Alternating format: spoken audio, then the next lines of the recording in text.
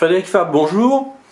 On est ici pour parler de l'élection du second tour des primaires de la droite. Les médias nous disent que c'est une participation extraordinaire. Qu'en pensez-vous?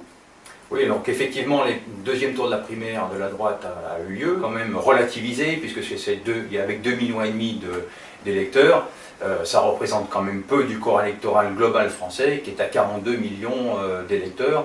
Ce qu'on peut noter quand même sur cette élection, c'est simplement qu'on a face à nous maintenant un adversaire identifié, et principalement on aura affaire à une candidate pour nous patriote, face à l'ultralibéralisme incarné par M. François Fillon.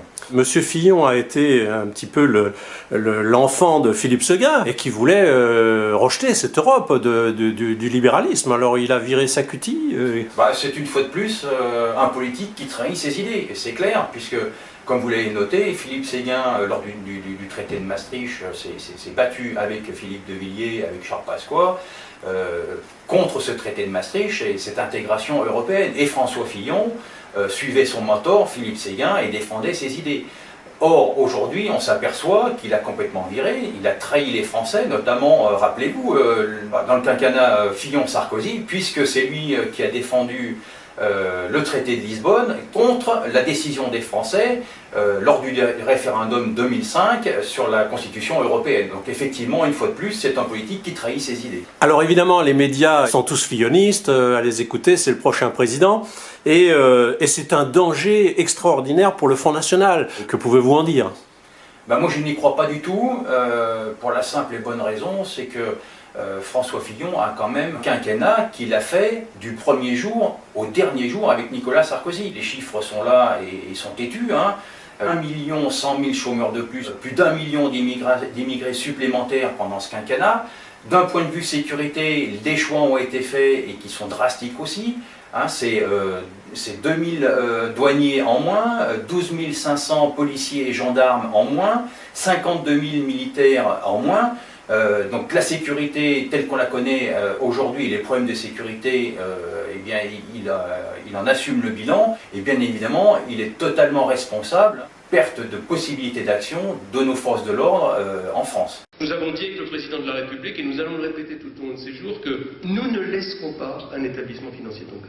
On peut également souligner la fameuse phrase de M. Fillon « Je suis à la tête d'un État en faillite ». Sous le quinquennat Sarkozy, la France s'est endettée de 600 milliards de plus. C'est un petit peu incohérent en termes d'économie. Aujourd'hui, on va faire des économies sur les pauvres, si j'ai bien compris. Oui, c'est ce qui va marquer fondamentalement la différence des programmes entre Marine Le Pen et François Fillon. C'est-à-dire que d'un côté, on va avoir M. Fillon qui est un ultralibéral européiste et mondialiste, avec pour conséquence la volonté de vouloir faire rentrer la France dans le carcan des décisions de Bruxelles, c'est-à-dire il va falloir de gré ou de force que les Français rentrent dans ces carcans des décisions. Ça va se traduire par quoi?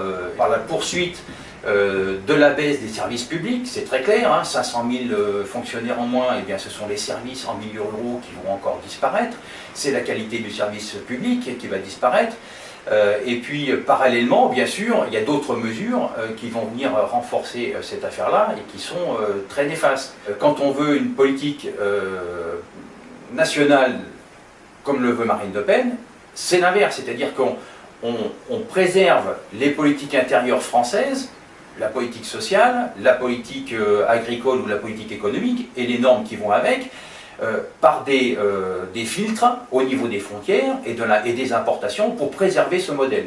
Donc c'est la grande différence qu'il va y avoir lors de ces élections, c'est est-ce qu'on veut défendre la France et le modèle social français ou est-ce qu'on veut le brader pour continuer à poursuivre dans le libéralisme.